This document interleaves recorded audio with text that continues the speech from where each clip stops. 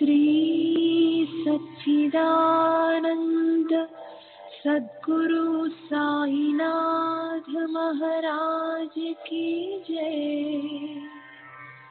सद्गुरु श्री साईनाथुनि शरद बाबू जी की जय।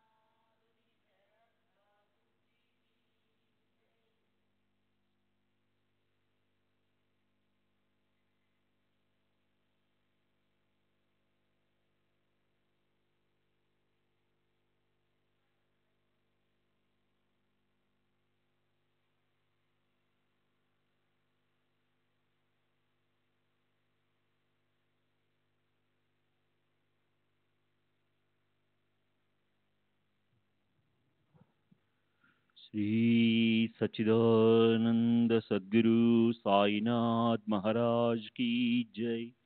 सद्गुरु श्री साईनाथ शरद बाबू जी की जय। శ్రీ సాయి భక్త అనుభవ సంహిత సెప్టెంబర్ 16వ తేదీ 1936. బాపురావు నారాయణ చాందోర్కర్, భూస్వామి, వయస్సు 40 సంవత్సరములు, బ్రాహ్మణుడు. తండ్రి నారాయణ గోవింద్ ఉరఫ్ నానాసాహెబ్ చందోర్కర్, గోగ్రస్వాడి, డొంబివ్లి, జిఐపి. నాకు 4 సంవత్సరాల వయసున్నప్పుడు మా నాన్న నన్ను సాయిబాబా దగ్గరికి తీసుకెళ్లాడు. అప్పుడు మహల్సాపతి బాబా పాదాలకు తలకు చందనం పూసి పూజించేవాడు. వారి నుదుటిపై ఎవరూ చందనం పూసేవారు కాదు. మొదటిసారిగా నేను అమాయకంగా మన దేవుళ్ళకు దిద్దినట్లే వారి నొసటిపై చందనం దిద్దాను. అప్పటి నుండి ఇతర భక్తులు కూడా వారి నొసటిపై చందనం పూసేందుకు అనుమతి లభించింది. ఇది జరిగింది 1900 సంవత్సరంలో. 1900-1902 ప్రాంతంలో బాబా తనకు గీతలోని సంస్కృత శ్లోకాలకు అర్థం చెప్పారని మా నాన్న చెప్పాడు.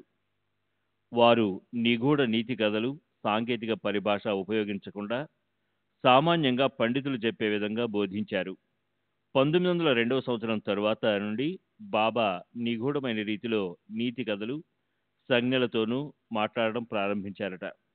బాబాకు సంస్కృతం తెలుసని వారు గీతలోని తద్విద్ది ప్రణిపాతేన అనే శ్లోకానికి సరైన అర్థం బోధించారని చెప్పాడు. బాబా అద్వైతవాది అని మా నాన్న చెప్పారు. కానీ వారు బోధించిన అద్వైత సిద్ధాంతం ఏదో నాకు చెప్పలేదు. బాబా చేసిన చమత్కారాలు, చెప్పిన భవిష్యవాణి, ప్రవచనాలు మొదలైనవి స్వయంగా విన్నాము, చూశాము, కానీ తత్వం గురించి పెద్దగా పట్టించుకోలేదు.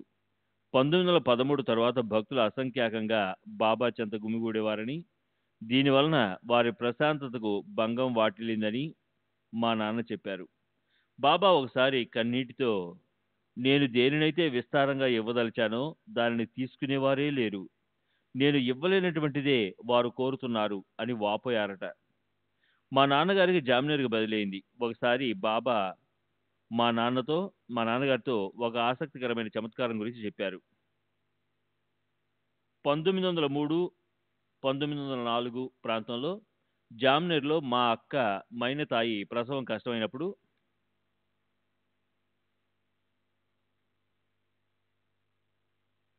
బాబా ఓ గోసావిచే ఊది పంపి కాపాడారు. కానీ ఆ బిడ్డ పసితనంలోనే చనిపోయింది.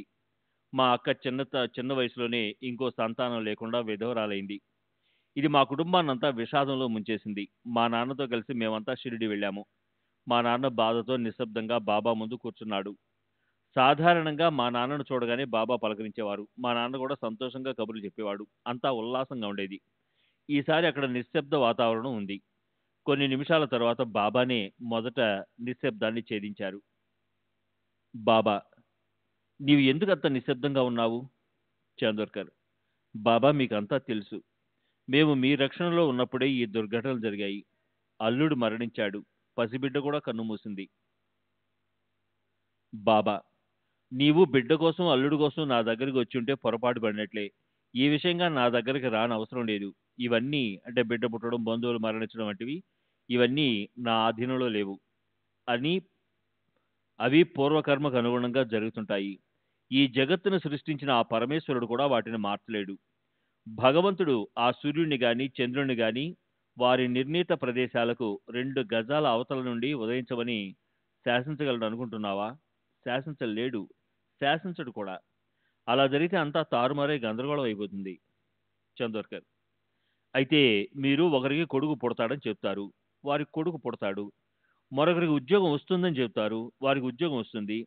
ఇవన్నీ ఎలా జరుగుతున్నాయి? ఇవన్నీ మీరు చేసే చమత్కారాలు కావా? బాబా, లేదు నాన్న, నేను ఏ చమత్కారాలు చేయను. మీకు గ్రామాలలో జ్యోతిష్కులు ఉన్నారు. వారు ఏవో గుణించి చూసి ఓ 4-5 రోజులు ముందుగా భవిష్యత్తు గురించి చెప్తారు. వాటిలో కొన్ని జరుగుతాయి. నేను ఇంకా కొంచెం దూరం ముందుగా చూస్తాను. నేను చెప్పింది జరుగుతుంది. అంతే. నాది కూడా ఒక విధమైన జ్యోతిష్యంలాగా కనపడవచ్చు. అయితే దీని ఆంతర్యం మీరు గ్రహించలేరు. మీకు భవిష్యత్తు తెలియదు కనుక అది నేను చెప్తే నేనేదో చమత్కారాలు చేస్తున్నానని అనుకుంటారు. ఈ సంఘటనలన్నీ నా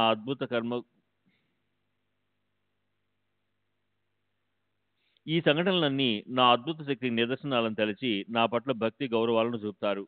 నేను మీరు చూపే భక్తి గౌరవాలను ఆ భగవంతునికి సమర్పించి మీరు నిజంగా అనుగ్రహింపబడేలా చూస్తాను. బాబా ఎన్నో ప్రవచనాలు చెప్తుండేవారు. అవేమీ నాకిప్పుడు గుర్తులేవు. 1913, 14లో మా నాన్న అనారోగ్య కారణంగా చాలా కాలం సెలవు పెట్టారు. ఈ సెలవులు వారు షిరిడీలోనే గడిపారు. మా అమ్మ కూడా నాన్నతో పాటు ఉంది. ఒకసారి వాళ్ళిద్దరూ బాబా ముందు కూర్చునున్నారు. నేను బాబాను పూజిస్తున్నాను. అప్పుడు బాబా, నేను ఇప్పుడు వెళ్ళిపోతున్నాను. నేను బాబు బిడ్డగా జన్మిస్తాను. అప్పుడు నాన్న తల లేదా చెయ్యి ఇలా వణుకుతూ ఉంటుంది. మీ అత జాయిన్ బావుచే పోటీ జన్మగేవుయిన్ క్యావెళి నానాచి మాన్ ఘట్ అశి హళత అసేల్ అని చెప్పి ముసలి వాళ్ళ తల ఎలా వణుకుతుందో అలా తమ చేతిని ఊపి చూపించారు. ఇది విని మా నాన్న నాకు కొడుకు పుట్టే వరకు తాను జీవించి ఉంటానని తలచాడు. కానీ దురదృష్టవశాత్తు మా నాన్న 1921లోనే మరణించాడు. వారు తీవ్ర అనారోగ్యంతో ఉన్నప్పుడు బాబా అంతకుముందు చెప్పిన విషయం గుర్తొచ్చి మా నాన్న కోలుకుంటారని అనుకున్నాను. ఎందుకంటే నాకు అప్పటికి ఇంకా వివాహం కాలేదు, కొడుకు పుట్టలేదు. కానీ విధి విధి నిర్ణయం మరోలా ఉంది. మా నాన్న మరణించారు.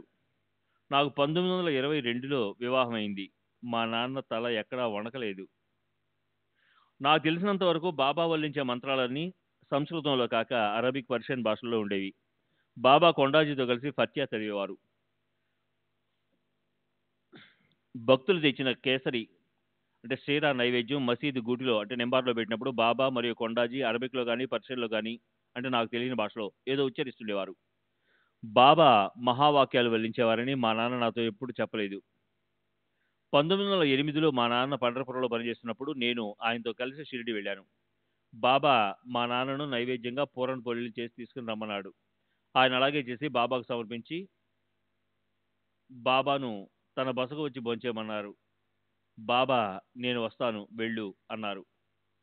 బాబా తమ భౌతిక దేహంతో తన బసకు రారు అని మా నాన్న తెలుసుకుని నిరాశతో వెళ్ళిపోయాడు.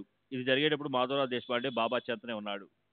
మసీదు నుండి ఆయన బాధతో వెళ్ళిపోయిన తర్వాత బాబా షామాతో, నాన్న ఎంతో కాలం నుండి నాతో కలిసి ఉన్నప్పటికీ నేను ప్రతి చీమ, ఈగ మొదలైన ప్రాణులలోనూ ఉంటానన్న సత్యాన్ని గ్రహించలేకపోయాడని అతనితో చెప్పు అన్నారు. జీవరాశులన్నింటిలోనూ తాము ఉన్నామని బాబా చెప్పారు. ఇదే నేను బాబా నుండి ప్రత్యక్షంగా కానీ పరోక్షంగా కానీ విన్న గొప్ప సత్యం. బాబా ఎప్పుడు అద్వైతాన్ని గురించి కానీ వేదాంతానికి సంబంధించి సుదీర్ఘ ధర్మోపన్యాసాలు కానీ చేసినట్టు నాకు గుర్తులేదు. వారు సాధారణమైన విషయాల గురించి మాట్లాడేవారు. ఉదాహరణకు దానం చేయండి, సంశుద్ధులను చేయండి, సత్యాన్నే పలకండి మొదలైనవి. నేను చిన్నపిల్లవాడిగా ఉన్నప్పుడు నీ తల్లిదండ్రుల మాటలు విను, మీ అమ్మకు పనుల్లో సహాయం చేస్తూ ఉండు, ఎప్పుడూ నిజం మాత్రమే చెప్పని చెప్పేవారు. అంతేగాని వారెప్పుడు నాతో మంత్రాల గురించి భగవంతుని గురించి మాట్లాడలేదు. బాబానే నా రక్షకులని నా అచంచల విశ్వాసం. నా జీవితం అంతా వారి రక్షణలను గడుస్తుంది. నేను ఉదాహరణలు ఇవ్వలేకపోయినా నా అవసరాలు తీరుస్తూ శ్రేయస్సు చేకూరుస్తూ తమ మార్గదర్శకత్వంతో నన్ను ముందుకు నడిపిస్తూ నన్ను సదా కాపాడుతున్నారన్నది నా అనుభవం. శ్రీ సచ్చిదానంద సద్గురు సాయినాథ్ మహారాజ్ కీ జై. సద్గురు శ్రీ సాయినాథుని శరద్ బాబూజీ కీ జై.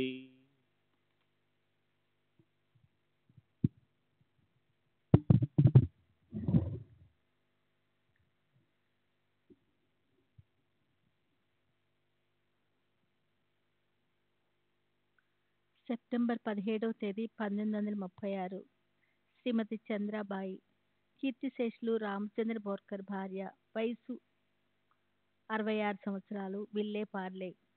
శ్రీ సాయిబాబాను నేను గత 44 సంవత్సరాల నుండి పూజిస్తున్నాను. వారు సమాధి చెందటానికి 20 సంవత్సరాల పూర్వమే నేను షిరిడి వెళ్ళి బాబాను దర్శించాను. ఈ భవంతిలో నేను పూజించే దేవుడు వారే. ఇప్పటికీ నా దగ్గర బాబా స్వయంగా తమ చేతులతో ప్రసాదించిన ఊది చాలా ఉంది. అప్పుడు వారు నాకు ప్రతిదినము స్వయంగా కొంత ఊది ఇచ్చేవారు. దానినంతా సేకరించి దాచి ఉంచాను.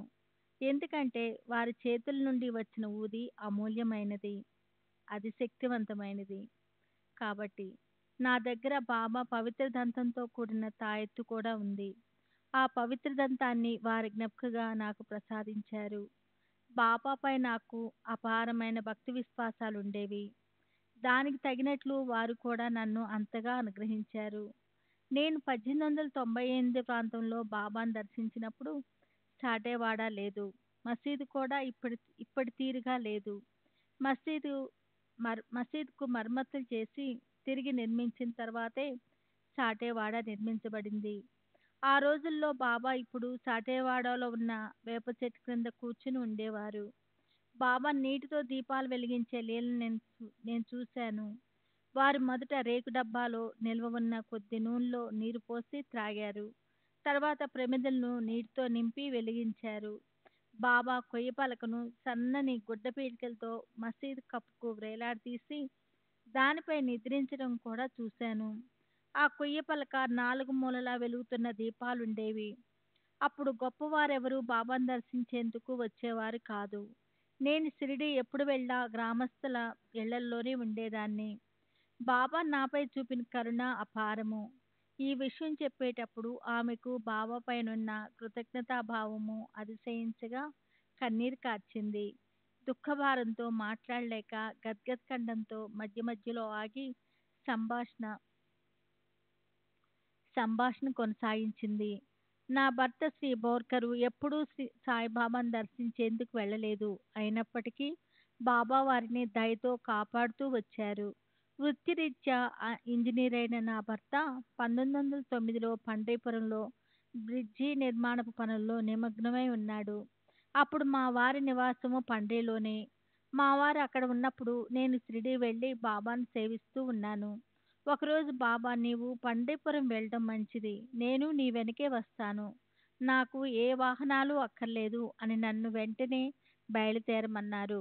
నేను వెంటనే బయలుదేరాను. అక్కడ ఏం జరిగిందో ఏమో, నేను పండ్రి వెళ్ళేటప్పటికి నా భర్త అక్కడ లేడు. అతను ఉద్యోగానికి రాజీనామా చేసి బొంబాయి వెళ్ళినట్టు తెలిసింది. అది విన్న వెంటనే నాకు దుఃఖం ఆగలేదు. నా దగ్గర కొన్ని రూపాయలు మాత్రమే ఉన్నాయి. అంతేకాక నాతో మరి 2 మిత్రులు కూడా ఉన్నారు. నా దగ్గరున్న డబ్బుతో మేము ముగ్గురుము కుర్వాడి వరకు వెళ్ళగలిగాము. కుర్వాడిలో దిక్కుతోచిన స్థితిలో ఆలోచిస్తూ ఉన్నాము. అకస్మాత్తుగా ఒక ఫకీరు నా ముందుకు వచ్చి, దేని గురించి దీర్ఘాలోచన చేస్తున్నావు అని అడిగారు. అతనికి నేనేమీ జవాబు చెప్పలేదు. అతను, నీ భర్త దోండ్లో ఉన్నాడు, ఈ ఇద్దరితో వెంటనే అక్కడికి వెళ్ళు అన్నారు. కానీ రైలు ఛార్జీలకు డబ్బు ఎక్కడి నుంచి వస్తుందో తెలపమని అతన్ని అడిగాను. ఆ ఫకీర్ వెంటనే దోండుకు 3 టికెట్లు నా చేతిలో పెట్టి వెళ్ళిపోయాడు. నేను టికెట్లు తీసుకొని ఆ ఇద్దరితో కలిసి దోండు వెళ్లే రైలు ఎక్కాను. ఆ సమయంలో నా భర్త దోండు స్టేషన్లో ఒక బల్లపై కూర్చొని టీ త్రాగుతూ కునికిపాట్లు పడుతున్నాడు. అప్పుడు ఒక ఫకీర్ వచ్చి, ఎందుకు నా తల్లిని ఇలా నిర్లక్ష్యం చేస్తున్నావు? ఆమె ఇంకాసేపటికి వచ్చే రైలులో ఫలానా బోగి నుండి దిగబోతుంది అని బోగి నెంబరు కూడా చెప్పాడు.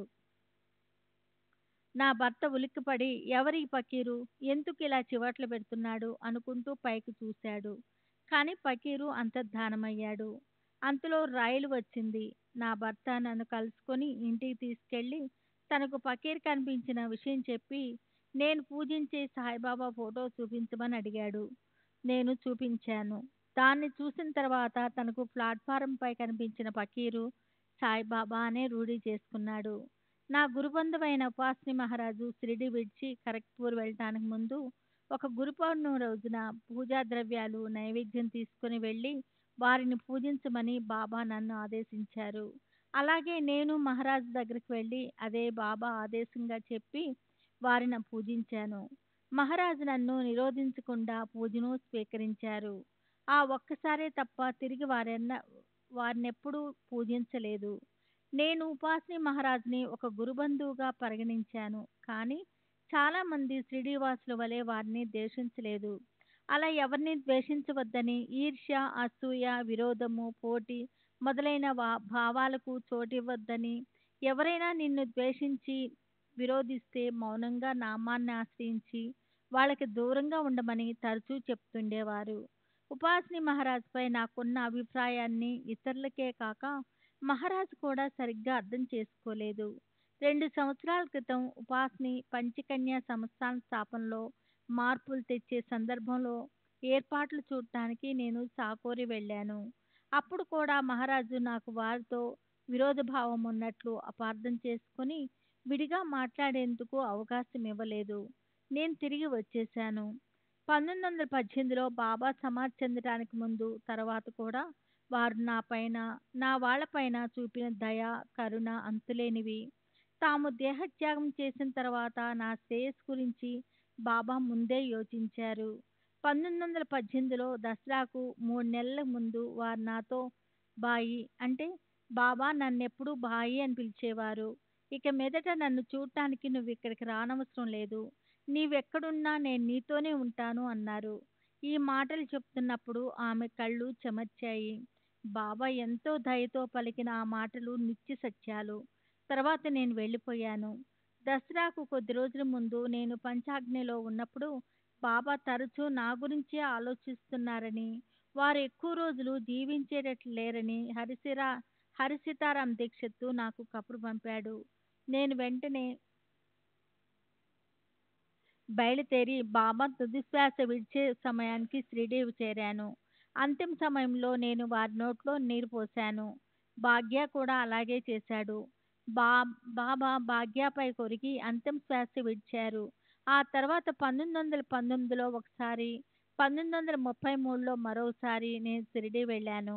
బాబా తామిచ్చిన మాట ప్రకారం నేనెక్కడున్నా ఎప్పుడూ నా వెంటే ఉండి నా నాకు సహాయపడుతున్నారు. నేను బాబాపై కొన్ని పద్యాలు వ్రాశాను. వాటిని నా అనుభవాలతో పాటు సాయిలీలా మాస్పత్రికి పంపాను.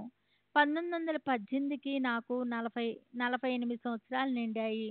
నేను అప్పటి వరకు గర్భం దాల్చలేదు. నాకు ఒక బిడ్డ ఉంటే బాగుండేది కదా అని అనుకుంటూ ఉండేదాన్ని. కానీ నా చుట్టూ ఉన్న వాళ్ళు, డాక్టర్లు నాకు ఆ వయసులో పిల్లలు పుట్టడం అసంభవం అని అన్నారు. నేను బాబాను 1918లో దర్శించినప్పుడు నా కోరిక తెలిసి ఇలా అడిగారు బాబా, బాయి, నీ హృదయంలోని కోరిక ఏమిటి? నేను, బాబా, మీకన్నీ తెలుసు. ప్రత్యేకంగా నేను చెప్పవలసిన అవసరం ఏముంది? ఆ తర్వాత 3 సంవత్సరాలకు నా నెలసరి ఆగిపోయింది. డాక్టర్ పురంధరి నన్ను పరీక్షించి నా కడుపులో ఉన్నది గడ్డ అని, దాన్ని ఆపరేషన్ ద్వారా తొలగించాలని తేల్చి చెప్పారు. నేను సమ్మతించక 10 నెలలు ఆగిన తర్వాత కానీ ఏ నిర్ణయము తీసుకోనని చెప్పాను. అంతవరకు గర్భధారణ జరగకుండా 51 సంవత్సరంలో గర్భం రావడం అసంభవమని డాక్టర్లు నచ్చజెప్ప చూశాడు. కానీ బాబా అసంభవాన్ని సంభవం చేశారు.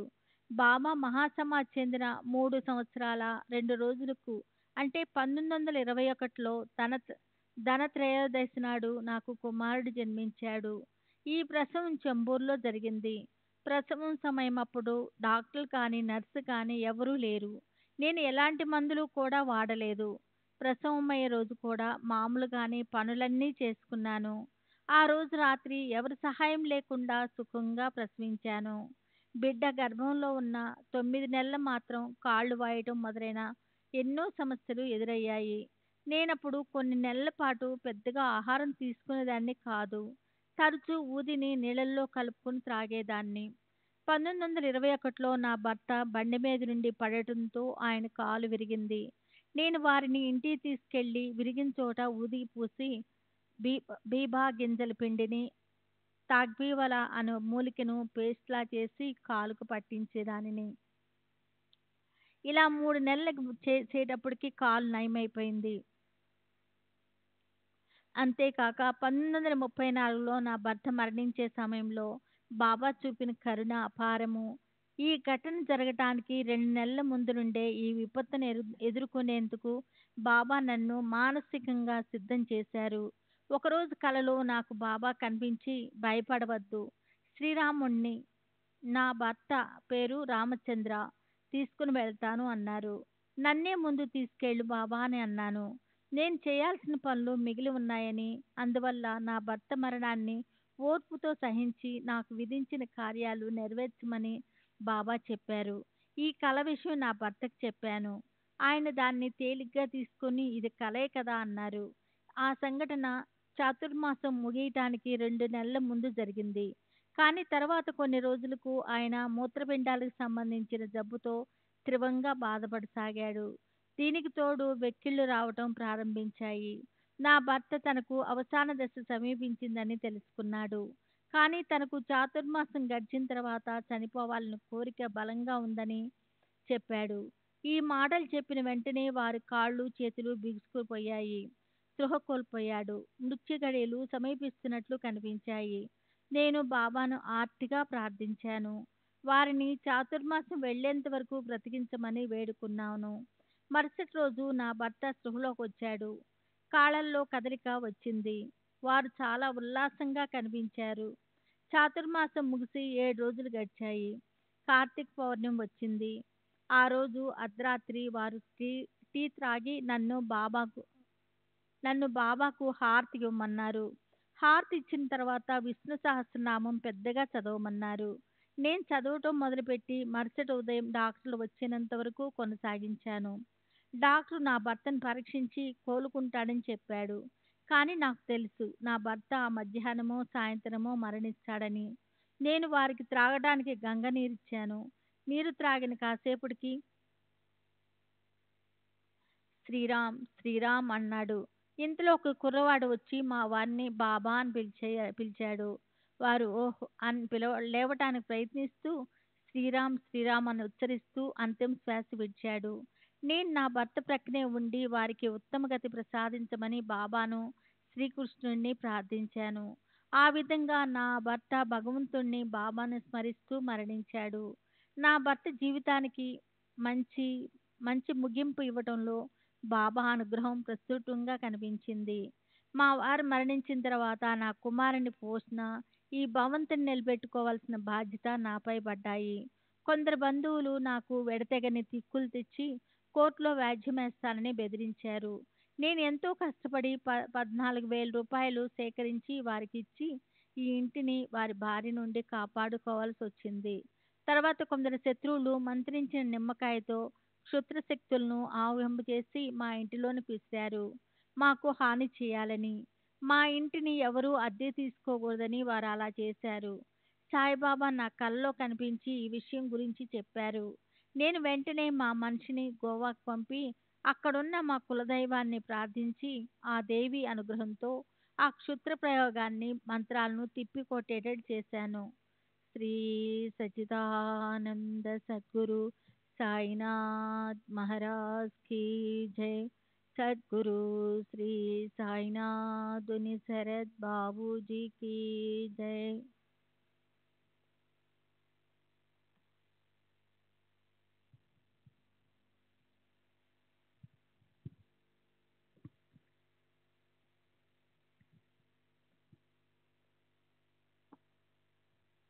సెప్టెంబర్ 19వ తేదీ 1936. శ్రీ సచ్చిదానంద సద్గురు సాయినాథ్ మహారాజ్ కీ జై. సద్గురు శ్రీ సాయినాథుని శరత్ బాబూజీ కీ జై.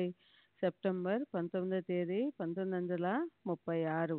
శ్రీ బల్వంత్ హరి కార్నిక్, కస్టమ్స్ డిపార్ట్మెంట్, బొంబాయి, రేవు. వయసు 54 సంవత్సరాలు.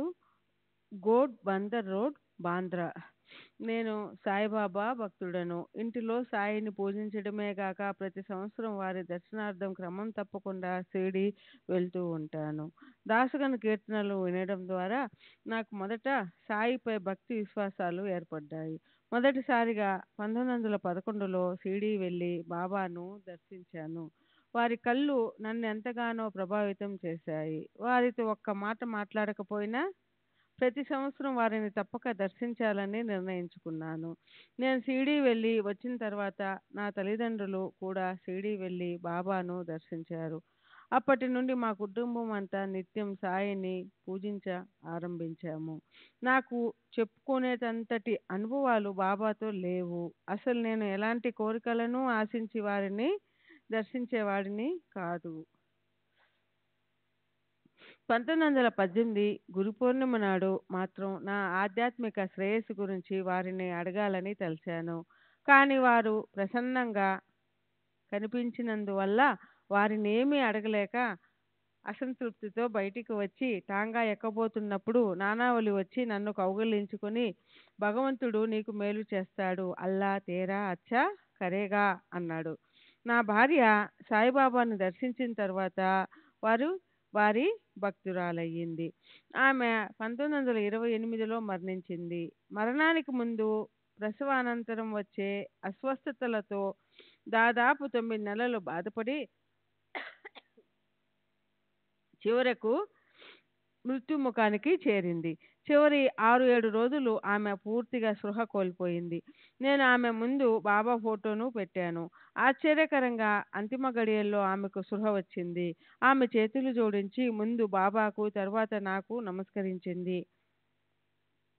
తర్వాత పెద్ద కుమారులను దగ్గరికి పిలిచి చిన్నవారిని జాగ్రత్తగా చూసుకోమని చెప్పి అంతిమ శ్వాస విడిచింది. బాబా కృప వలన ఆమెకు శాంతి, సద్గతి లభించింది. నేను సాధువులు, సత్పురుషులు, సంతులు అన్న పదాలను సమాన అర్థంతో వాడుతాను. మొదటిసారి బాబాను దర్శించినప్పుడు వారు నన్ను 10 రూపాయలు దక్షిణ అడిగి పుచ్చుకున్నారు. దాంతో నా దగ్గర తిరుగు ప్రయాణానికి కూడా డబ్బు మిగలలేదు. ఏం చేయాలో తోచని స్థితిలో ఉన్నప్పుడు నా స్నేహితుడు టోస్టరు ప్రస్తుతం స్వామి నారాయణాశ్రం వాయిలో ఉన్నాడు. నా స్నేహితుడు టోసరు కలిసి నాకు కావలసిన డబ్బు అప్పుగా ఇచ్చాడు. ఓసారి నేను నా భార్య పండరిపురం మొదలైన క్షేత్రాలు దర్శించాలని బయలుదేరి ముందు షిరిడీ వెళ్ళి బాబాను దర్శించాము. అప్పుడు మా దగ్గర 100 రూపాయలు ఉన్నాయి. షిరిడీలో 2 రోజులు గడిపాము. ఆ 2 రోజులలో బాబా దక్షిణ రూపంలో నా దగ్గరున్న డబ్బంతా తీసుకున్నారు. ఫలితంగా మేము పండరి ఇతర క్షేత్రాలకు వెళ్ళడం మానుకోవలసి వచ్చింది. పండరిపురము మరియు ఇతర పుణ్యక్షేత్రాలు అన్నీ కలిపి షిరిడీయే అని మాకు పరోక్షంగా బోధించేందుకే బాబా ఇలా చేశారని మాకు అర్థమయ్యింది. మహాత్ముని పాదాల చెంత సకల తీర్థాలు ఉంటాయి. మా దగ్గర డబ్బంతా తీసుకున్న తర్వాత మేము ఇంటికి వెళ్ళడానికి బాబా అనుమతించారు. కానీ నా దగ్గర డబ్బు లేదు కాబట్టి నేను తిరిగి వెళ్ళలేనని షిరిడీలోనున్న నా స్నేహితులతో చెప్పాను. బాబా ఒకసారి అనుమతి ఇచ్చిన తర్వాత అక్కడ ఉండడం తప్పని వాళ్ళు చెప్పారు. అప్పుడు అకస్మాత్తుగా నా స్నేహితుడు టోస్టర్ కనిపించి ఒకతని వద్ద నాకు కావలసిన డబ్బు అప్పుగా ఇప్పించాడు. బాబా ఎందరో ఫకీర్లను పేద సాధులను పోషిస్తూ సహాయం చేస్తున్నారు. అందువల్ల వారికి ఇచ్చిన దక్షిణ గొప్ప దానంతో సమానమని నా అభిప్రాయం. నేను బాబాను ఆశ్రయించిన ఫలితంగా నాకు భవిష్యత్తులో రాబోయే విపత్తుల గురించి ముందుగానే తెలిసేది. అంతేకాదు వాటిని ధైర్యంగా ఎదుర్కొనగలిగేవాడిని. సెప్టెంబర్ 25వ తేదీ 1936 శ్రీ వినాయక్ అప్పాజీ వైద్య, గుమస్తా, బొంబాయి నౌకాశ్రయ అకౌంట్స్ ఆఫీసు. వయసు 45 సంవత్సరాలు. కాయస్థ ప్రభు, పరశురాం భవనాలు, వర్సోవా రోడ్డు, ఆంధేరి. నేను దాస్కన్ కీర్తనలు విని 1912 ఈస్టర్ సెలవులలో బాబాను దర్శించడానికి షిరిడీ వెళ్ళాను. తర్వాత వారి మహాసమాధి అనంతరం 1923 నుండి షిరిడీకి వెళ్తున్నాను. ప్రతి సంవత్సరం ముఖ్యంగా రామనవమి ఉత్సవాలకు తప్పక షిరిడీ వెళ్తూ ఉంటాను. 1933లో నేను షిరిడీలో 20 రోజులు గడిపాను. బాబా ప్రసాదించిన స్వప్న దర్శనాలు, ఊది మహిమ మొదలైన అనుభవాలను శ్రీ సాయిలీల మాసిక పత్రికకు వ్రాసి పంపాను. 1927లో నా భర్త క్షయవ్యాధితో 8 నెలల పాటు బాధపడింది. 1927లో నా భార్య క్షయవ్యాధితో 8 నెలల పాటు బాధపడింది. ఆమె కోలుకునే సూచనలు కనిపించలేదు. నేను ఆమెను షిరిడీకి తీసుకువెళ్ళాను. వెళ్ళిన 4 రోజులకు జ్వరం తగ్గిపోయింది. నేను వెంటనే ఆమెను తీసుకొని తిరిగి ఆంధేరి వచ్చేశాను. కానీ 10 రోజుల తర్వాత వ్యాధి తిరగబెట్టింది. ఆమెకి ఇక వ్యాధి నయం కాదని తీర్మానించుకొని గ్రామానికి తీసుకెళ్లదలిచాను. కానీ ఆమెకు బాబా కలలో కనిపించి వ్యాధి నయమవుతుందని చెప్పారు. కల వచ్చిన 15 రోజులకు ఆమెకు జ్వరం తగ్గిపోయింది. ఆపై ఆమె బరువు పెరిగి పూర్తిగా కోలుకునింది. తరువాత 4 బిడ్డలకు జన్మనిచ్చింది. ఇప్పటికీ ఆరోగ్యంగానే ఉంది. 1923లో బాబా నా భార్యకు కలలో కనిపించి నాకు వ్యతిరేకంగా వ్యాజ్యం ఒకటి వస్తుందని, కానీ నన్ను భయపడవద్దని చెప్పమని అన్నారు. వారు చెప్పినట్లుగా తరువాత కొంతకాలానికి నాపై వ్యాజ్యం ఒకటి నడిచింది. కానీ బాబా కృప వలన నాకు అనుకూలమైన తీర్పు వచ్చింది. అదే సంవత్సరం జూన్ నెలలో ఒక గురువారం నాడు బాబా నా భార్యకు దర్శనమిచ్చి తలకు కట్టుకునే వస్త్రాన్ని అంటే పట్కాని ఇమ్మని అడిగారు. కానీ ఇంటిలో అలాంటిదేమీ లేనందున ఆమె కొంత బియ్యము, పప్పు ఇచ్చింది. బాబా వాటిని తీసుకొని అంతరార్థమయ్యారు. అంతకు మునుపు నా భార్య బాబాను చూసి ఉండలేదు. కానీ ఆమె దగ్గరికి వచ్చిన వ్యక్తిని వర్ణించిన మీదట వారు తప్పక బాబానే అయి ఉంటారని నేను అనుకున్నాను. బాబా ఎప్పుడు నాతోనే ఉండి నన్ను కాపాడుతూ ఉన్నారని నా గట్టి నమ్మకం. ఎందుకంటే నాకు ఎన్ని కష్టాలు వచ్చినా వారి సహాయంతో బయటపడేవాడిని. 1933లో బాబా నా కలలో కనిపించారు. నేను వారికి ₹1 దక్షిణ సమర్పించాను. వారు ఆ రూపాయిని నాకు తిరిగి ఇచ్చి నీకెంత కావాలో అంత తీసుకో అన్నారు. ఇది జరిగిన నెల లోపల అనుకోని విధంగా నాకు ఉద్యోగంలో పదోన్నతి లభించింది. 10 సంవత్సరాల క్రితం 3 ఏళ్ల వయసున్న నా సోదరుని కుమార్తె చాలా రోజుల పాటు 105 డిగ్రీల జ్వరంతో బాధపడుతూ ఉండేది. వైద్య చికిత్సలేమీ పని చేయలేదు. ఇక ఆ పాప బ్రతకదని అందరూ అనుకున్నారు. నేను ఆ పాపకు బాబా ఊదిని ఇచ్చాను. 3-4 రోజులలో జ్వరం తగ్గిపోయింది. ఇప్పటికీ ఆ పాప ఆరోగ్యంగా చురుకుగా ఉంది. సెప్టెంబర్ 27వ తేదీ 1936. సద్గురు సాయినాథ్ महाराज की जय। गुरु श्री साईनाथ शरत बाबू जी की जय। సెప్టెంబర్ 27వ తేదీ 1936 శ్రీ బీబీ దేవ్ రిటైర్ కలదోడి చూడండి మీరు. శ్రీ సచ్చిదానంద సమర్థ గురు సాయినాథ్ మహారాజ్ की जय। సద్గురు శ్రీ సాయినాథ్ శరత్ బాబు जी की जय। 7వ తేదీ 1933 రోజు Shri BV Dev retire master sir రేపు రోడ్డు దానా సాయిబా ఉండండి చదువుతా ఉండండి. రోడ్డు దానా సాయిబాబా అద్వైతాన్ని గురించి చెప్పటం కానీ ఆ మార్గంలో ఎవరినైనా నడిపించటం కానీ జరిగినదా అని మీరు అడిగితే వారి దగ్గరికి వచ్చే భక్తులలో ఎవరికి అంతటి అర్హత ఉందని నేను అనుకోను. శ్రీ దామోదర్ నానాసాహెబ్ చాందోర్కర్, మహాసపది, హరి సీతారాం దీక్షత్ మొదలైన వారు బాబాకు ప్రథమ శ్రేణి భక్తులు. వీరందరూ ఎవరికి వారు సమర్థులు, సచ్చీలుడు. మహాసపతి సాధు స్వభావనుడు, విధేయుడు మరియు దైవభక్తి గలవాడు. అతనికి విద్య, నాగరికత రెండూ లేవు. కటిక దారిద్ర్యములోనూ అతను పవిత్రముగా జీవనము గడిపేవాడు. బాబా అతన్ని అలాగే ఉంచారు. దీక్షత్ బాబాకు విధేయత చూపుతూ వారిపై అచంచలము విశ్వాసము కలిగి ఉండేవాడు. ఆధ్యాత్మిక విషయాలలో అతను ప్రారంభ దశలో ఉన్నాడు. అతని ఆధ్యాత్మిక ప్రగతి కోసం ఏకనాథ భాగవతాన్ని పారాయణ చేయమని బాబా ఆదేశించాడు. నానాసాహెబ్ చాందోర్కర్ సంస్కృతం తెలుసు. అతను భగవద్గీతను అధ్యాయము చేస్తుండేవాడు. నేను 1911లో పదవీ విరమణ చేసి బాబా వద్దకు వెళ్ళాను. దీక్ష ఆదేశానుసారము బాబాకు పాదపూజ చేయబోయాను. కానీ బాబా వారించారు. నీవు పూజించటం అవసరం లేదు, దక్షిణ ఇచ్చావు, అది చాలు అన్నారు. నేను బాలకారామును ప్రశ్నించటం, బాబా కోప్పడటం, నన్ను జ్ఞానేశ్వరి పారాయణ చేయమని ఆదేశించటం మొదలైన విషయాలన్నీ శ్రీ దామోదర్ రచించిన శ్రీ సాయి సచ్చిత్రలో ప్రస్తావించబడి ఉన్నాయి.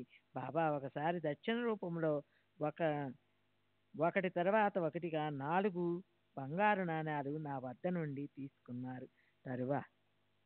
తరువాత నేను తీసుకున్నది ఒక్కటే అన్నారు. నేను 4 ఇచ్చాను. బాబా నేను కాదనలేదు. నీవు 4 ఇచ్చినా నాకు అందింది ఒక్కటే. నాకు అర్థం కాలేదు. బాబా నీకు అర్థమవుతుందిలే. తర్వాత నేను ఒకరోజు రైల్లో ప్రయాణిస్తున్నాడు.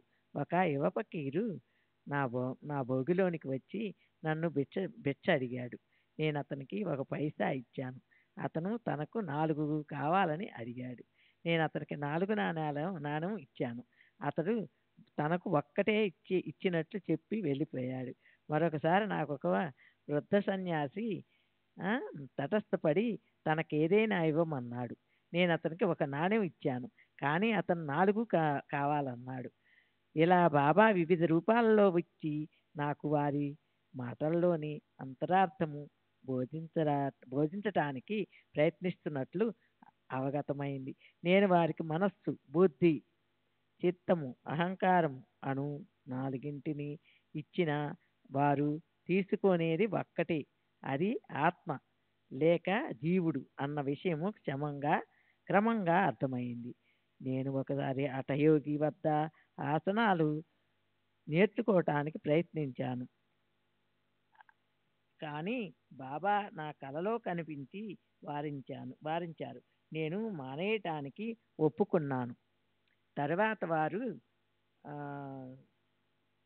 సుఖాసనంలో ఎలా కూర్చున్నారో నేర్చారు. చాందోర్కరు వేదాంతాన్ని బాగా చదివినవాడు. అతను భగవద్గీతను వ్యాఖ్యా వ్యాక్ భగవద్గీతను వ్యాఖ్యాసంగా సరి పఠించి ఉన్నందున దానిలో తనకున్న పాండిత్యానికి ఎంతో గర్వపడేవాడు. బాబాకు వీటన్నిటి గురించి కానీ సంస్కృతం గురించి కానీ ఏమీ తెలియదనే ప్రభు భ్రమలో ఉండేవాడు.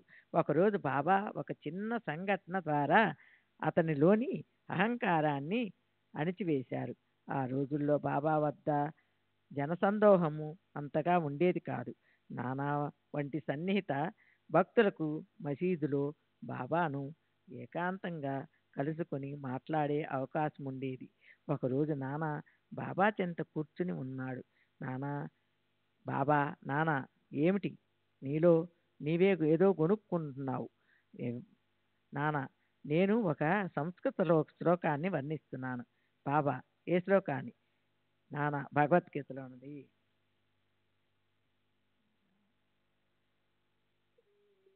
సచిదానంద సద్గురు సాయినాథ్ మహారాజ్ की जय। सद्गुरु श्री साईनाथ शरद बाबू जी की जय।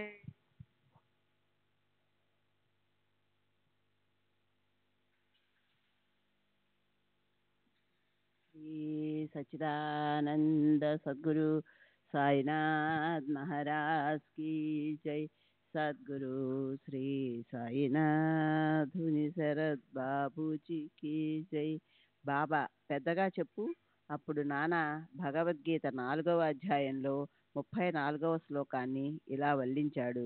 నానా తద్విద్ధి ప్రణిపాతేన పరిప్రశ్నేన సేవయా ఉపదేశ్యంతి తే జ్ఞానం జ్ఞానిన సత్వదర్శన. బాబా నానా నీకు ఇది అర్థమైందా? నానా అయింది. బాబా నీకు అర్థమైతే నాకు చెప్పు. నానా దాని తాత్పర్యం ఇది: గురువుకు సాష్టాంగ నమస్కారం చేసి ప్రశ్నించి సేవించి తద్వారా ఆ జ్ఞానమంటే ఏమిటో తెలుసుకో. అప్పుడు నిజమైన జ్ఞానాన్ని బ్రహ్మాన్ని పొందిన జ్ఞానులు నీకు జ్ఞానాన్ని ఉపదేశిస్తారు. బాబా నానా నాకు శ్లోకం యొక్క తాత్పర్యం అక్కర్లేదు. శ్లోకంలోని ప్రతి పదానికి ఉన్న అర్థాన్ని వ్యాకరణ సహితంగా వివరించు. నానా ప్రతి పదము యొక్క అర్థాన్ని వివరించాడు. బాబా నానా గురువుకు కేవలం సాష్టాంగ నమస్కారం చేస్తే చాలునా? నానా ప్రణిపాతేనా అనే పదానికి సాష్టాంగ నమస్కారం అనే అర్థం కాక మరో అర్థం నాకు తెలియదు. బాబా పరిప్రశ్న అంటే ఏమిటి? నానా ప్రశ్నించటం. బాబా ప్రశ్న అంటే? నానా అదే ప్రశ్నించటం. బాబా ప్రశ్న పరిప్రశ్న రెండింటికి ఒకే అర్థం వచ్చినట్లయితే వ్యాసుడు ప్రశ్నకు ముందు పరి అనే పదాన్ని ఎందుకు వాడాడు? వ్యాసుడు ఏమైనా తెలివి తక్కువ వాడా? నానా పరిప్రశ్న అనే పదానికి నాకు మరో అర్థమేది తెలియదు. బాబా సేవ అంటే ఏ విధమైన సేవ? నానా మేము ఎప్పుడూ చేస్తుండేటటువంటిదే. బాబా ఈ రకమైన సేవ చేస్తే చాలునా? నానా సేవకు మరో అర్థం ఏదైనా ఉందేమో నాకు తెలియదు. బాబా తరువాత వరుసలో ఉపదేశ్యంతి తే జ్ఞానం అనే పద సముదాయంలో జ్ఞానానికి బదులు మరే పదమైనా ఉపయోగించవచ్చునా? నానా ఉపయోగించవచ్చు. బాబా ఏమిటా పదం? నానా అజ్ఞానం. బాబా జ్ఞానానికి బదులు అజ్ఞానం అనే పదం ఉపయోగిస్తే ఈ శ్లోకంలో వేరే అర్థమేమైనా వస్తుందా? నానా లేదు. శంకర భాష్యంలో అటువంటి పదప్రయోగం ఏదీ చేయబడలేదు. బాబా అతను చేయకపోయినా పర్వాలేదు. జ్ఞానానికి బదులు అజ్ఞానం అనే పదాన్ని ఉపయోగిస్తే మరింత మేలైన అర్థం వచ్చేటట్లయితే ఆ పదం వాడేందుకు అభ్యంతరం ఏమైనా ఉంటుందా? నానా లేదు. కానీ ఆ శ్లోకంలో అజ్ఞానం అనే పదాన్ని ఉపయోగించటం ఎలాగో నాకు అర్థం కావడం లేదు. బాబా కృష్ణుడు అర్జునుడిని తత్వదర్శనులకు జ్ఞానులకు సాష్టాంగపడమని ప్రశ్నించమని సేవ చేయమని ఎందుకు చెప్పాడు? కృష్ణుడు స్వయంగా తత్వదర్శిని కాడా? వారు నిజానికి జ్ఞానస్వరూపులే కదా? నానా అవును. కృష్ణుడు జ్ఞానస్వరూపుడే, కానీ ఇతర జ్ఞానులను సేవించమని వారు ఎందుకు సూచించారో నాకు తెలియడం లేదు. బాబా, నీకది అర్థం కాలేదా అని అడగగానే నానాకు తల కొట్టేసినట్లయింది. అతని అహంకారం పటాపంచలైంది. తరువాత బాబా అతనికిలా వివరించసాగారు. జ్ఞానులు ముందు కేవలం సాష్టాంగ పడడం ఒక్కటే చాలదు. సద్గురువుకు సర్వస్వ శరణాగతి చెందాలి. 2. ఊరికే ప్రశ్నించడం చాలదు. నిజమైన ఆసక్తితో ఆధ్యాత్మిక ఉన్నతిని, మోక్ష సాధనను దృష్టిలో పెట్టుకొని ప్రశ్నించాలి. దురుద్దేశ్యంతో కానీ, దుర్బుద్ధితో కానీ, గురువును ఇరికించడానికి కానీ, వారి తప్పులెంచడానికి కానీ, కాలక్షేపానికి కానీ ప్రశ్నించకూడదు. 3. సేవ అంటే ఇష్టమున్నప్పుడు చేసేది, లేనప్పుడు మానేది కాదు. ఈ శరీరానికి యజమాని తను కాదని, ఇది గురువుకు చెందినదేనని, కేవలం గురువును సేవించుట కొరకే ఈ శరీరమున్నదని భావించాలి. ఈ విధంగా చేస్తే శ్లోకంలో చెప్పినట్లు సద్గురువు జ్ఞానాన్ని బోధిస్తారు అని బాబా చెప్పారు. కానీ గురువు అజ్ఞానాన్ని బోధించడం అంటే ఏమిటో నానాకు అర్థం కాలేదు. బాబా, జ్ఞానాన్ని ఉపదేశించడం ఎలా? అజ్ఞానాన్ని నిర్మూలించడమే జ్ఞానం. జ్ఞానేశ్వరి 15వ అధ్యాయం 57వ శ్లోకంలో ఇలా ఉంది: ఓ అర్జున, అజ్ఞాన నిర్మూలన ఈ విధంగా ఉంటుంది. కళ, నిద్ర అదృశ్యమైతే నీవుగా మిగులుతావు. అలాగే అజ్ఞానం తొలగిపోతే జ్ఞానం మిగులుతుంది. భగవద్గీత 16వ శ్లోకం గురించి జ్ఞానేశ్వరి 83వ పద్యంలో ఇలా ఉంది: అజ్ఞానాన్ని నశింపజేయడమే జ్ఞానమని కాక జ్ఞానానికి ప్రత్యేక నిర్వచనం ఏదైనా ఉందా?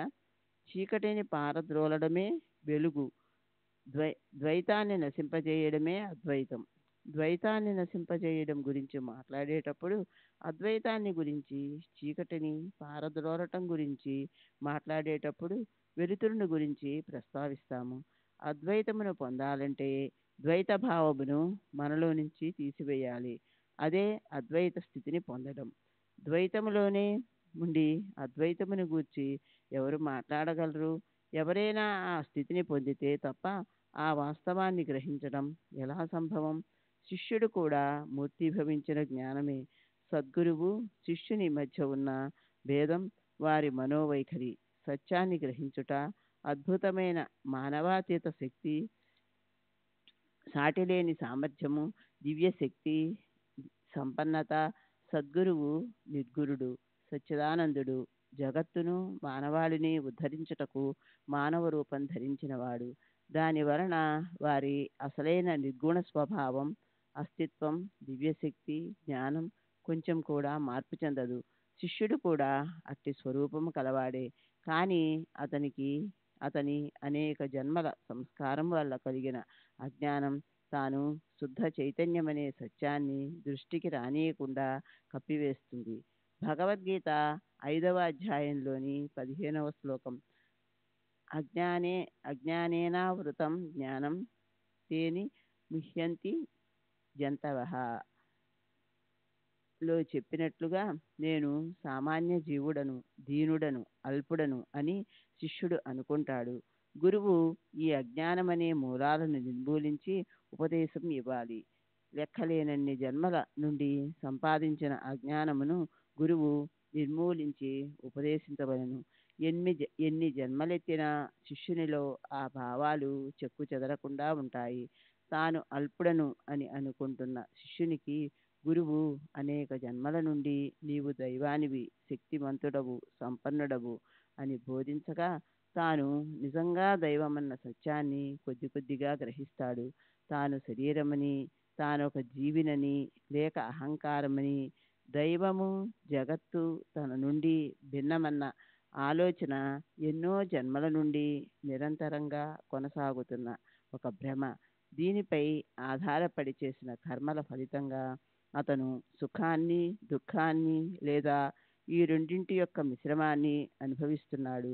ఈ భ్రమను, తప్పిదాన్ని, అజ్ఞానపు మూలాలను నిర్మూలించేందుకై అతను విచారణను ఆరంభించాలి. ఈ అజ్ఞానము ఎట్లు మొదలైంది, అది ఎక్కడ ఉన్నది అన్న విషయాన్ని చూపడాన్ని గురూపదేశం అంటారు. ఈ క్రింద చెప్పబడినవి అజ్ఞాన లక్షణాలు. నేను జీవుడను. 2 ఈ శరీరమే నేను. 3 దేవుడు జగత్తు జీవుడు వేర్వేరు. 4 నేను దేవుడని కాను. 5 శరీరము ఆత్మ ఒకటి కాదని తెలియకపోవడం. 6 దేవుడు జీవుడు జగత్తు ఒకటేనని తెలియకపోవడం. ఈ తప్పులను శిష్యుని దృష్టికి తెస్తే కానీ దేవుడు జీవుడు జగత్తు అంటే ఏమిటో, వాటి మధ్య ఉన్న సంబంధం ఏమిటో, అవి ఒకదాని నుండి ఒకటి వేరైనవా లేక అవన్నీ ఒకటేనా అన్న విషయాన్ని తెలుసుకోలేడు. ఈ విషయాలన్నీ బోధించి అతని అజ్ఞానాన్ని నిర్మూలించడానికి చేసే బోధ జ్ఞానాన్ని బోధించటమా అజ్ఞానాన్ని బోధించటమా? జ్ఞానమూర్తి అయిన శిష్యునకు జ్ఞానాన్ని ఎందుకు బోధించాలి? ఉపదేశము శిష్యుడి తప్పులను చూచి అతని అజ్ఞానాన్ని నిర్మూలించుట కొరకే. బాబా ఇంకా ఇలా చెప్పారు. 1 ప్రణిపాతం అంటేనే శరణాగతి చెందుట. 2 తను శరీరము మనస్సు ధనము ఐశ్వర్యము వీటన్నింటినీ సమర్పించటే శరణాగతి. 3 శ్రీకృష్ణుడు అర్జునుడిని ఇతర జ్ఞానులను ఆశ్రయించమని ఎందుకు చెప్పాడు? సద్భక్తునికి సర్వము వాసుదేవమయమే. భక్తుడు ఏ గురువునైనా శ్రీకృష్ణునిగాను గురువు శిష్యుని వాసుదేవునిగాను భావిస్తారు. శ్రీకృష్ణుడు వారిద్దరినీ తన ప్రాణము ఆత్మలుగాను భావిస్తాడు. అటువంటి గురువులు శిష్యులు ఉన్నారని శ్రీకృష్ణునికి తెలియబట్టే వారిని గూర్చి అర్జునుడికి చెప్పాడు. అట్టి వారి గొప్పతనం అందరికీ తెలియాలని శ్రీకృష్ణుడు ఆ విధంగా చెప్పాడు. శ్రీ సచ్చిదానంద సద్గురు సాయినాథ్ మహారాజ్ కీ జై. సద్గురు శ్రీ సాయినాథుని శరత్ బాబు. శ్రీ సచ్చిదానంద సద్గురు సాయినాథ్ మహారాజ్ కీ జై. సద్గురు శ్రీ సాయినాథుని శరత్ బాబూజీకి జై. దేవ్ గారు 13/12/1936 చెప్పిన విషయాలు. యేసుక్రీస్తు వలె బాబా కూడా కుష్ఠరోగం, గుడ్డితనం, చెముడు, పక్షవాతము మొదలైన రోగాలను నయం చేశారు. దయ్యాలు, క్షుద్ర శక్తులు, మంత్రయోగాలు బారి నుండి కాపాడారు. ప్రతితులను పావనులను మార్చారు. దుర్మార్గులను సన్మార్గులుగా చేశారు. ఆ వివరాలన్నీ నాకు స్పష్టంగా తెలుసు. దుర్గుణాల పట్ల బాబా ఆగ్రహించిన సంఘటనలు చాలా ఉన్నాయి. నాకున్న లోభగుణాన్ని, ధన వ్యామోహాన్ని ఎలా నివారించారో వివరిస్తాను. నా సర్వీసు కాలం ముగిసిన తర్వాత నా ఉద్యోగాన్ని 3 నెలల పాటు పొడిగించారు. ఆ 3 నెలలు కూడా ముగిసిన తర్వాత మరో సంవత్సరం సర్వీసులో ఉండాలని ఆశపడ్డాను.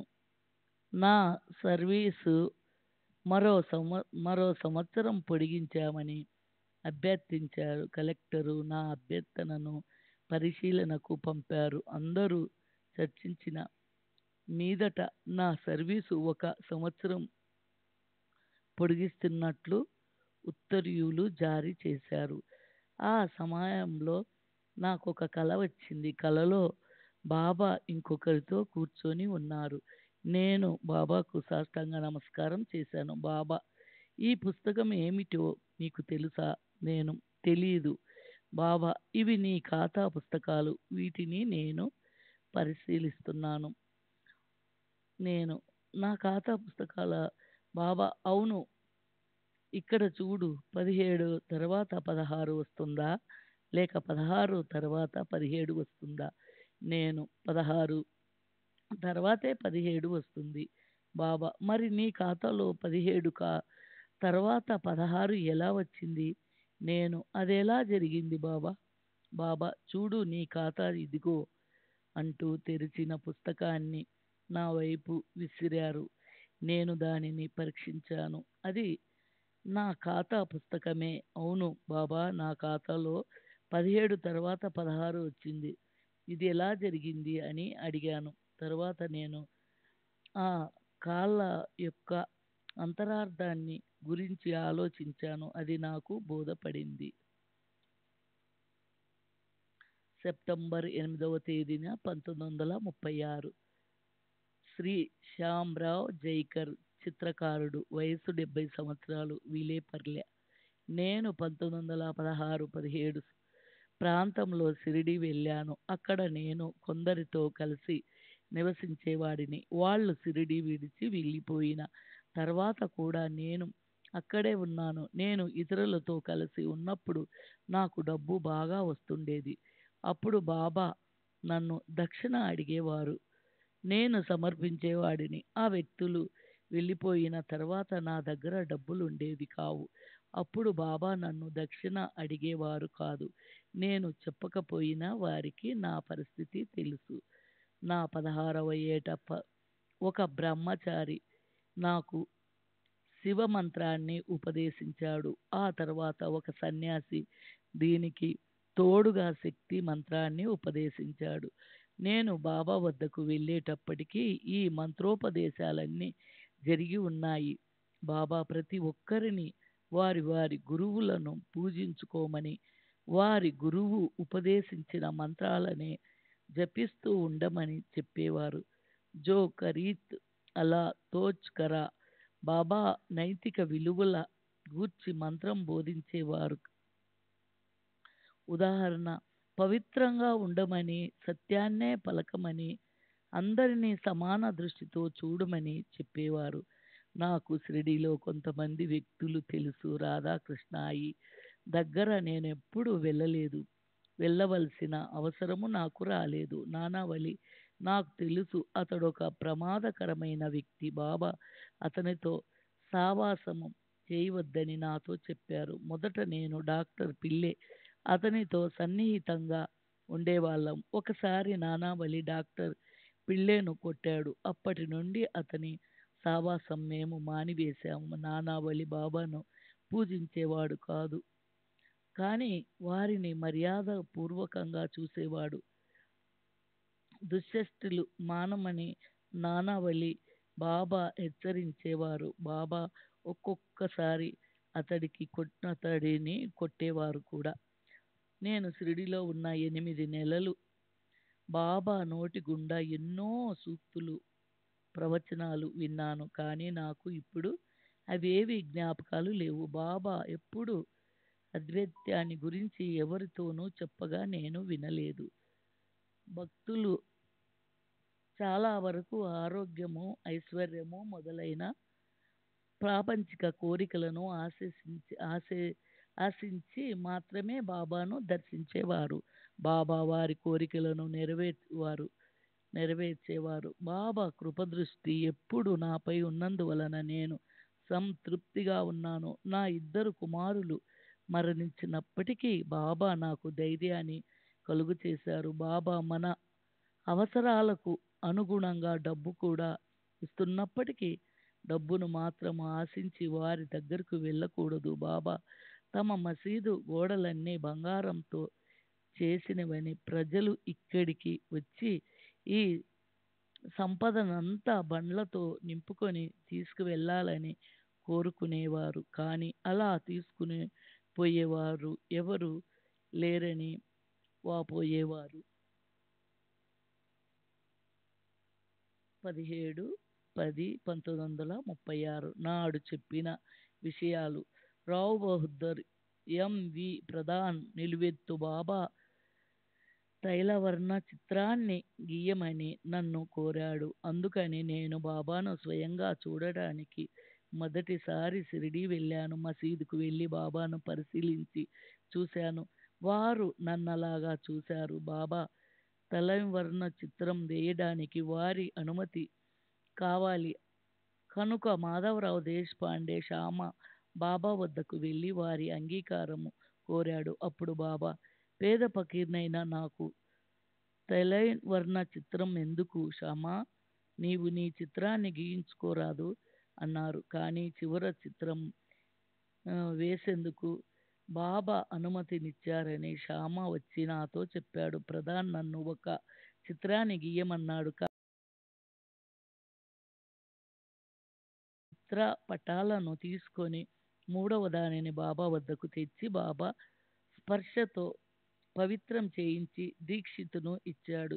ఈ చిత్రపటాన్ని దీక్షిత్ బంగాళాలో ఉంచి ఈనాటికి పూజించుకుంటున్నాడు. శ్రీ సచ్చిదానంద సద్గురు సాయినాథ్ మహారాజ్ కీ జై. సద్గురు శ్రీ సాయినాథుని శరత్ బాబూజీ కీ జై. బాబా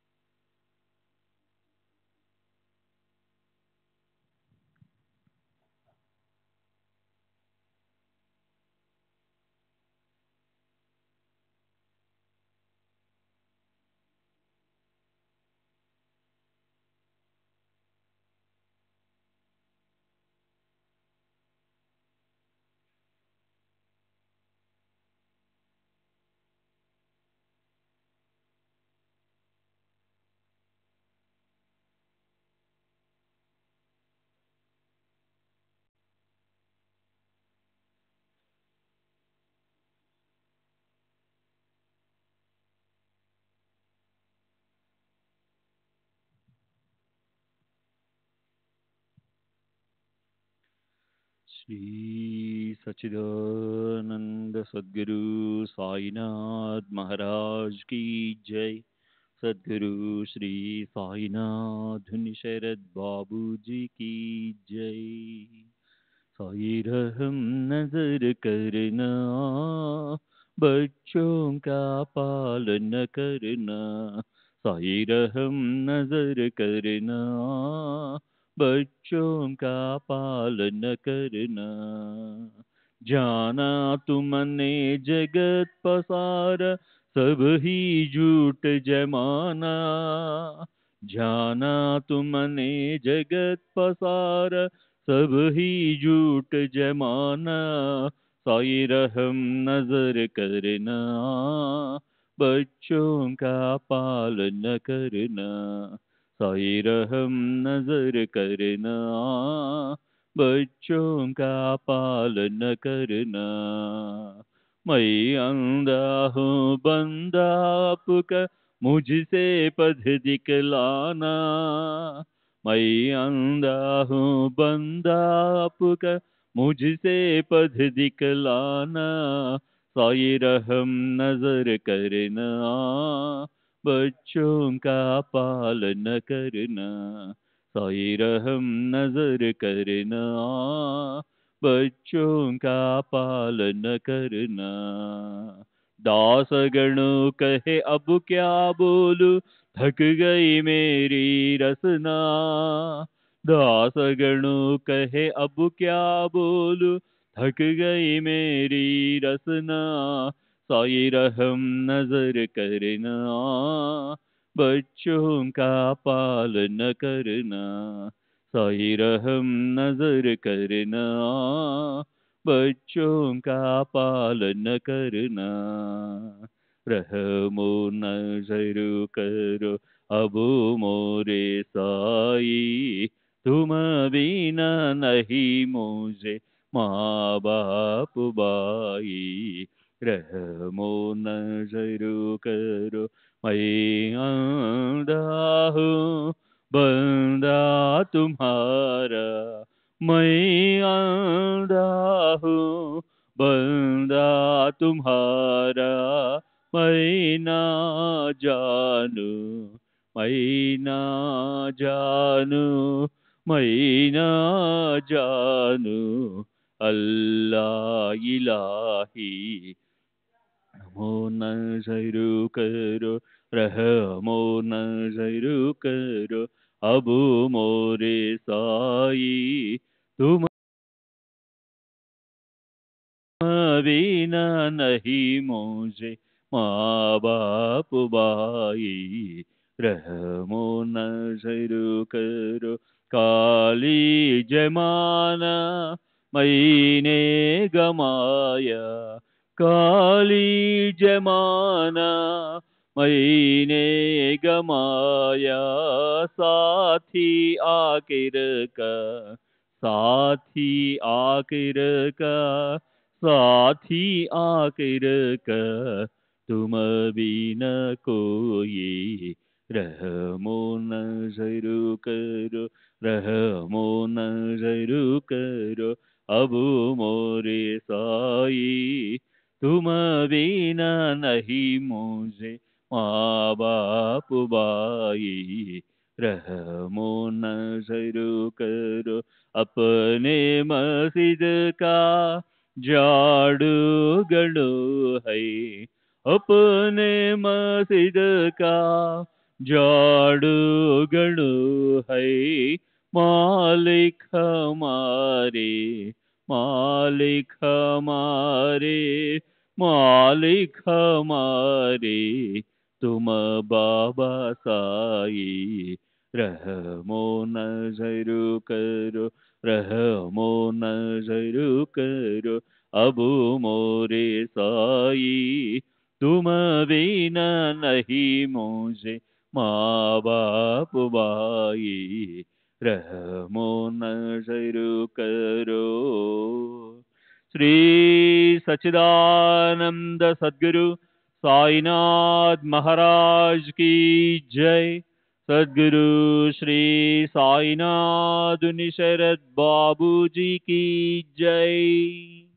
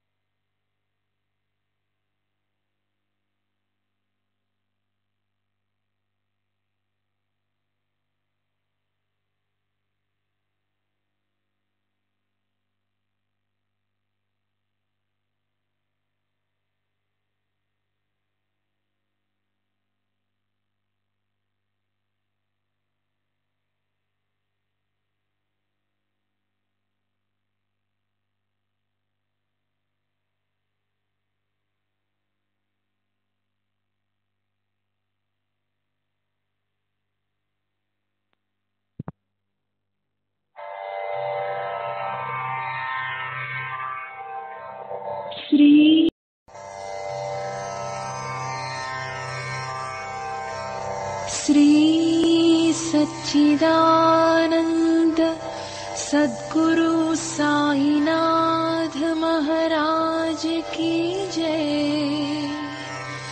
सद्गुरु श्री साईनाथुनि शरद बाबू जी की जय।